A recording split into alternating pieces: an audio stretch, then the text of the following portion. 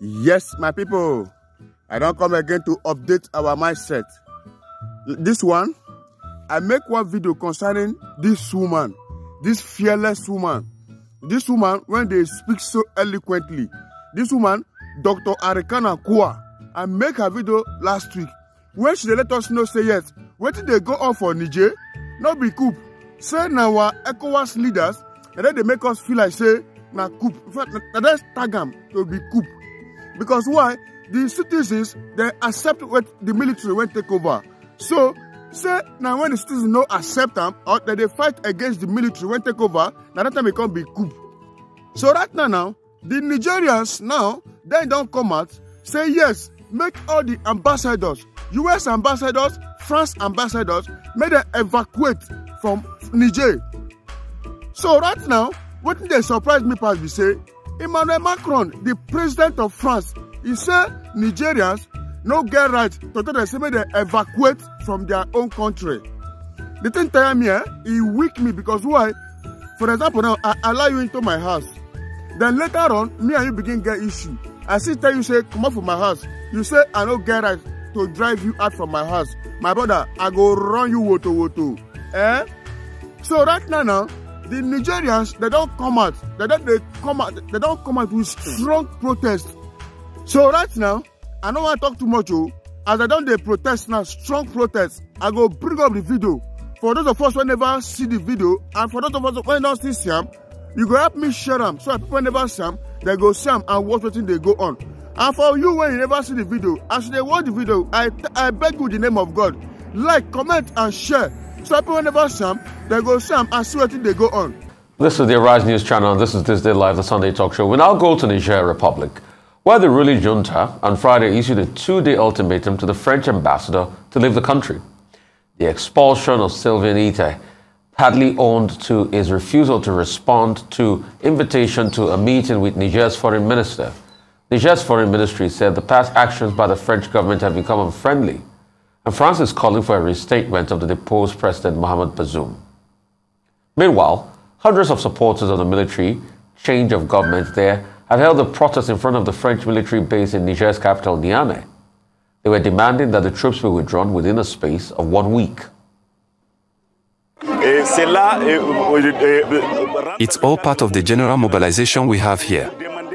It's to demand the departure of these invading forces, this occupying force, the French force here at Niamey Air Base. That's why we wanted to come to the door of this base to ask them to leave our country from here. We don't need this occupying force. We don't want them on our land.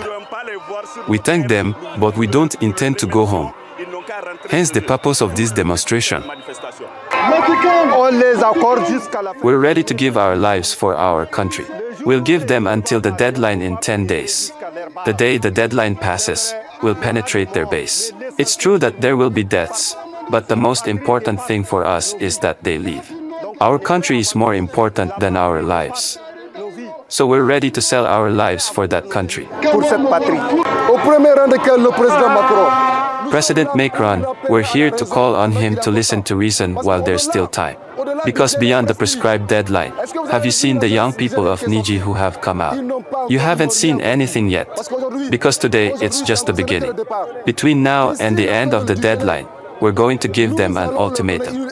And we're going to keep our young people on maximum alert so that when the deadline is up, this is our land. It's land for the people of Niger, not for France. We're going to return to the base, reclaim our land, and drive the French army out of our country. There's no question about that. We are determined, we are ready for our country, we're ready to give our lives. Niger youth are fully mobilized. And those were Nigerians who believe that their country will be better off without any further involvement by France in the internal affairs of the country. However, joining us now to try to make sense of all, especially as regards the one-too-many flip-flops of ECOWAS and whether or not President Bola Tinubu is getting the right counsel on it, and the way and manner of African Union's suspension of Niger's republic, we're now being joined by Ambassador Jibrin Chinadi, a former permanent secretary, Ministry of Foreign Affairs, and one-time Nigerian ambassador to Moscow and The Hague. Good to have you on This Day Live, sir. It's a pleasure to talk to you this evening. So I would like you to make sense of what is happening in Niger for us. Okay, good evening, sir. Thank you very much, Rufai. Thank you so much. I was really moved. I was really moved by the clips we saw coming from Niger Republic. This is really a challenging moment for Africa, for ECOWAS, and indeed for Nigeria. This a time when the coalition of African leadership, Nigerian leadership, and Nigerian leadership is all called upon to a challenge. I just hope and pray that during our discussion, we will be able to explore the possibilities, the options, and possibly some of the solutions to these challenges. Thank you so much. And I'd love to have that very deep and in-depth conversation with you. Let's go back to when this started. Thank you. It started a couple of weeks ago, and the conundrum has continued. Some have argued that probably ECOWAS should not have said there's a possibility of force, that it should be negotiation. Some have also argued that it's good that we keep that force option on one side of it. What do you think with the historical antecedents of Niger? I think the history of Niger, of course, Niger has gone through a lot of military challenges. They have virtually almost 9 coups and attempted coups. Africa has also gone through the same experience of military coups. The challenge now is for ECOWAS to see whether they can stabilize the development of democracy in West Africa in particular and AU in Africa in general. In the last few weeks, there has been a lot of challenges on both sides. The coup has actually happened on the 26th of July. The President Bazoum has been removed or he's in detention, and ECOWAS has come up with a clear position that they would not accept any further military coup in West Africa. Currently, our President, Bola Tinubu, is the chairman of ECOWAS. He has come up with a statement supported by his colleagues on the West African region that coup in Niger would be unacceptable. So the challenge is to find a solution, how we could resolve the coup which has actually happened and the position of ECOWAS leadership, which was unacceptable.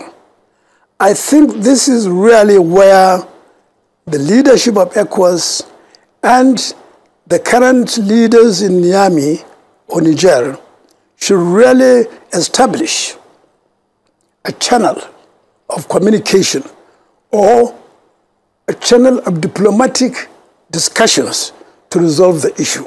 Certainly, one way or the other, there must be a solution. Our main prayers is that the solution will be peaceful, amicable, and acceptable to the people of Niger as well as to the leadership of ECOWAS. Okay, this is not easy to find. Okay, sir. So there's been a lot of false starts as regards to solutions. At first, it took us time to be able to talk to the Nigerians in the first place. We had to put in our religious leaders going in there to broker something before we finally got a conversation going on. Then, the terms have been laid out clear. There have been conversations. But all we hear is a timeline for 3 years. Is that tenable, knowing fully when the antecedents in other countries like Mali, that most of these school leaders just give a timeline and they don't keep to it? What do you say about that, sir? I entirely agree with you that once you have established a communication, the ulamas or the malams have gone to Niger. The former emir of Kano was there also, and they have eventually agreed to talk. Now is the time for the ECOWAS leadership to really establish effective channel of communication. The ulamas have their own limitation. First of all, there are too many. There are, I think, about 30 people. 30 people really can hardly conduct a diplomatic or a technical political negotiations. Secondly, the current leadership in Niger have mentioned 3 years with possibly like a starting point, like a negotiating position. It's not a final thing. So there could be some sort of way that the ECOWAS leadership should now bring in more professional diplomatic communication. They have a lot of channels. They have the challenge in Niger is not only for ECOWAS. We have the challenges of other powers coming into Africa. We have the Chinese interested in Africa. We have the Russians coming in. Of course, the French have already been established over there. So ECOWAS have to take into account all these forces working in the interest, in their own interest in Niger to find a solution. But I think the best approach for ECOWAS now is to establish a strong diplomatic communication rather than the ulamas. The ulamas are doing very well by establishing a channel of communication. But the diplomatic channel, the technical thing of negotiations now would have to be taken over by some sort of recognized political leadership on both sides. So let us use our context. We have a lot of context with Niger. It's part of us in West Africa. It's part of us culturally, religiously, and in terms of economic. So let's use our economic force.